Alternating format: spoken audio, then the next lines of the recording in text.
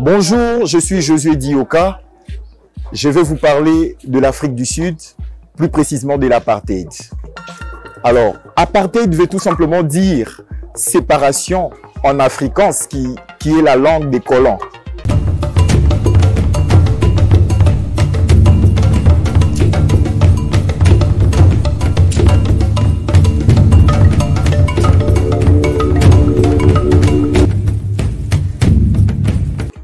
Alors, tout commence en 1948, alors que les colons qui étaient composés pour la plupart des Néerlandais, des Allemands, des Français et des Scandinaves voulaient mettre une séparation entre les Blancs et les non-Blancs. Et en 1948, ils ont eu à gagner les élections législatives. Et la même année, le pasteur Daniel Malan, qui était chef des files du Parti national, a été élu Premier ministre de l'Afrique du Sud. Et tout a commencé là. La politique de ségrégation, la politique de séparation a commencé avec Daniel Malan. Et en 1949, il y a eu une loi qui interdisait le mariage interraciaux. Et il y a même une loi qui punissait sévèrement les relations sexuelles entre blancs et non-blancs. Et en 1950, la population sud-africaine était classée sous 4 catégories.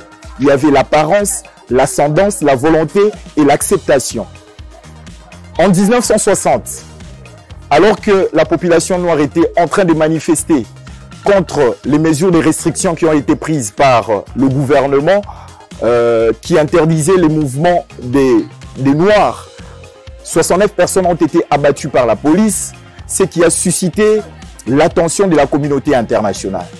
Et un mois après, le parti ANC, Alliance National Congress de Nelson Mandela, a été interdit de pouvoir faire tout mouvement. La même année, le parti ANC a dû rajouter une branche militaire dans sa structure, ce qui fait qu'elle luttait déjà contre le gouvernement qui était sanguinaire. Alors, en 1964, il y a eu procès des Rivonia à Pretoria. Et Nelson Mandela et quelques membres de son parti ont été condamnés à la prison à vie. Et il leur a été reproché les actes de sabotage, le lien avec le communisme et la destruction des biens. En 1976, il y a eu massacre à Soweto.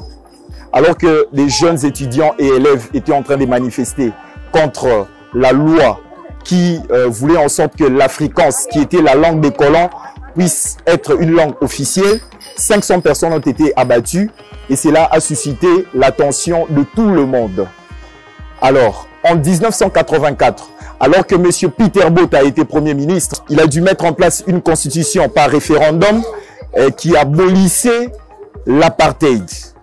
Et en ce moment-là, il y a eu des représentations des races non blanches au niveau du Parlement. En 1990, alors que M. Frédéric Clerc était président de la République, il a dû signer des traités de paix afin de pouvoir légaliser le parti ANC, qui était le parti cher à Nelson Mandela, et les autres mouvements anti-apartheid. À la même année, il obtint la libération de Nelson Mandela. Et en 1991, il y a eu abolition de toutes les lois qui ont été votées pendant le règne du gouvernement d'apartheid. Et en 1993, M. Frédéric Clerc, qui était président de la République, et M. Nelson Mandela ont reçu le prix Nobel de la paix à cause de leur engagement pour la paix et pour la cohésion sociale. En 1994, Nelson Mandela a été élu président de la République. C'est ainsi que Nelson Mandela a lutté contre les inégalités raciales, économiques, sociales en Afrique du Sud. Il suffit de vous rendre à Pretoria, il suffit de vous rendre à Johannesburg, à Cape Town. Vous verrez le niveau de croissance économique très élevé qu'a atteint l'Afrique du Sud. Alors, je vous demanderai de pouvoir vous abonner à la chaîne Elezama Solo afin de ne rien rater de toutes les histoires que nous vous racontons sur cette chaîne. Merci et à la prochaine.